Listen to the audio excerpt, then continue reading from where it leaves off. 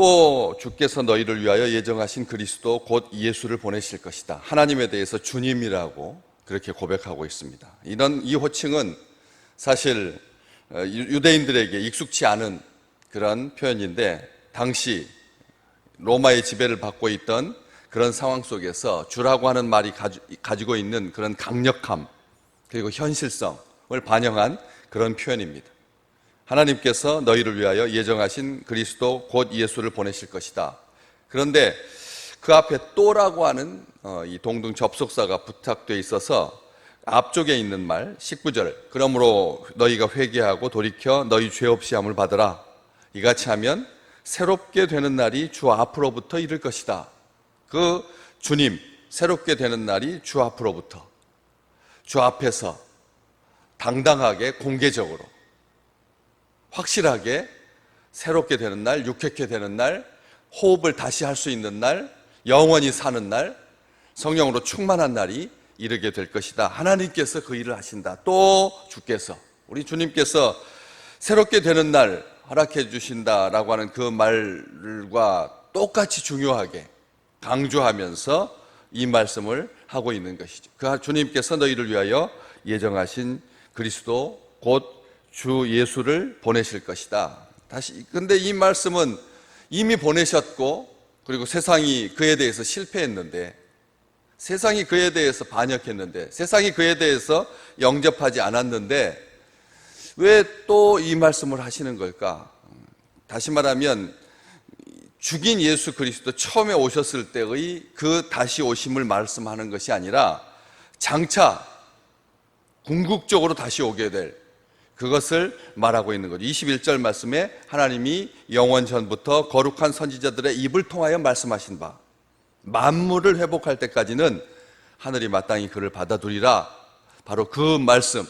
지금 우리 주님은 승천해서 하나님 우편에 계신다. 하늘이 마땅히 그를 받아두고 있다. 이 마땅히라고 하는 말은 당당하게, 당연히 받아두고 있다. 그 말씀입니다. 그래서 우리 주님께서 지금 하나님 보좌 우편에 계신다. 그리고 그 주님께서 만물이 회복될 때까지는 하나님의 우편에 계시지만 지금 만물을 회복하시는 분은 바로 우리 하나님이시다. 하나님께서 만물을 회복하시고, 그리고 그 후에 우리 주님께서 다시 이 땅에 오실 것이다 라고 하는 이 재림의 시간성, 지금 우리가 살고 있는 이 시대가 어떤 시대인지를 잘 보여주고 있는 그런 말씀입니다. 이 언약의 성취자이신 예수 그리스도, 주께서 너희를 위하여 예정하신 그리스도, 그 예수를 보내실 것이다, 이렇게 말씀하고 있어서 과거에 단순하게 성육신하신 그 사건에 대해서 장차 다시 오실 때는 더 언약의 자손으로, 더 선지자로, 더 메시아로, 완전한 왕으로, 만왕의 왕으로 심판의 주로 오실 것이다. 이 예정하신, 너희를 위해서 예정되어 있는 분이다. 태초부터 계획된 분이다. 태초부터 미리 정하신 분이고, 태초부터 준비된 분이고, 태초부터 그 사역을 위해서 임명된 거다. 오늘 말씀에도 영원 전부터 거룩한 선지자들의 입을 통하여 말씀되신 바로 그런 분이다.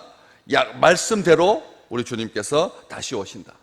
보내신 목적, 보내신 사명, 보내신 사역을 강조하고 있는, 과거의 그 사역에 대해서도 돌이켜보고 장차 다시 오실 그 주님에 대해서도 말씀하고 있는, 우리를 사랑하시기 때문에 구원을 베풀기 위하여 아들을 이 땅에 보내신, 그래서 십자가의 대속을 이루신, 믿는 자를 구원하신 하나님의 뜻이 이 땅에서 성취된 그런 과거도 분명히 포함하고 있다는 거예요. 단지 과거는 잊어버리고 이제 다시 오실 그 주님을 바라보면서 선하게 살아라, 착하게 살아라 라고 하는 그런 말씀이 아니라, 다시 오실 그 주님, 궁극적으로 만물이 회복되는, 그리고 이 땅에 오실, 그 전까지는 하늘이 마땅히 그를 받아두고 계신 그 주님에 대해서 말씀하고 있는 것이죠. 그래서 하나님의 말씀은 항상 이중성입니다.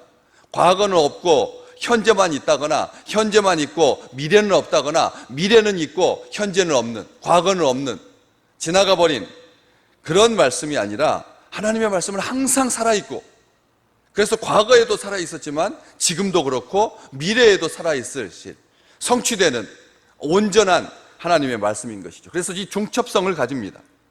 이미, 그러나 아직, 항상 주의 백성들은 이 사이에 끼인 존재로 살고 있는 것이죠. 그렇기 때문에 아픈 것입니다. 이미 구원 받았는데 구원을 완성을 향하여서 오늘 하루를 뼈를 깎듯이 날마다 나를 죽이면서 그렇게 살기 때문에 그 사이에 끼어있는 존재로 아프게 사는 것이죠. 온전한 하나님의 시간, 하나님의 계획, 하나님의 뜻, 하나님의 의지가 반영되는 그 시간까지 지금은 인내하고, 지금은 원수들이 간밤에 우리의 심령을 뒤흔들어 놓고 갈지라도 뽑아버리지 아니하고 가만두어라 추수 때까지 말씀하시는 주님의 음성을 듣게 되는 것이죠. 그래서 만물을 회복하실 때까지, 바로 지금입니다. 만물을 회복하시고 계시는 하나님이십니다. 하나님께서 만물을 회복하십니다. 이 만물을 회복하다라고 하는 말이 단순하게 계절의 순환, 겨울에 죽었다가 그리고 봄에 다시 싹이 나고 그리고 씨를 뿌리고 열매를 맺고 이런 우주의 주기를 말하는 게 아닙니다.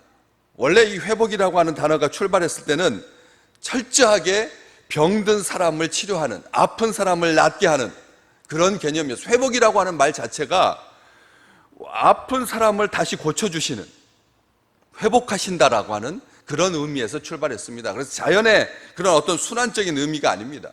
마땅히 돌아오게 되는, 가만히 있으면 낫게 되는 자연 치유를 말하고 있는 것이 아니라 의사가 환자를 치유하듯이 그렇게 치료하고 있는 그런 개념이라는 것이죠. 또 두 번째 의미는 건물을 복구한다는 뜻입니다.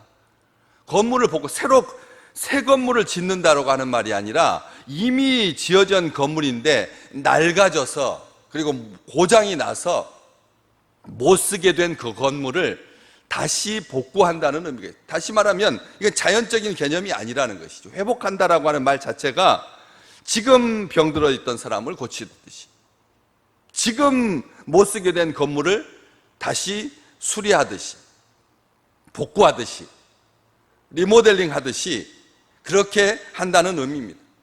그런 의미를 가지고 있습니다.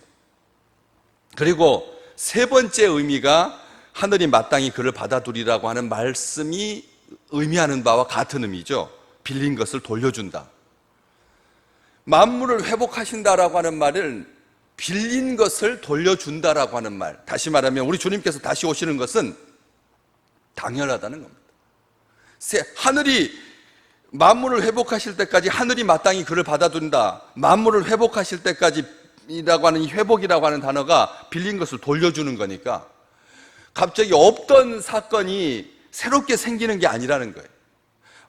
환자를 고치는 것도 없던 병을 새롭게 치료하는 것이 아니고, 건물을 복구하는 것도 없던 건물을 새롭게 짓는 것이 아니니까 우리 주님께서 하늘에 계시는 것, 하나님의 보좌 우편에서 하나님의 영광 가운데 계시는 것, 온전하고 그리고 행복하신 것, 이것은 자기의 도움의 손길을 주지 못해서 안타깝게 믿음의 백성들이 고난의 현장을 지나갈 때 그냥 안타까운 마음으로 발동동거리면서 그렇게 불안하게 하나님 곁에 계시는 것이 아니라 아주 완전하게 당연하다는 듯이 하나님께서, 한 분 하나님이신 우리 주님께서 하나님의 보좌 우편에서 바로 빌린 것을 돌려주는 것처럼, 그리고 기쁜 마음으로 원주인에게 돌려주듯이 우리에게는 우리 주님께서 오시는 것이 마땅하고 당당하다는 것입니다. 그냥 없던 것을 새롭게 만드는 게 아니라는 거예요.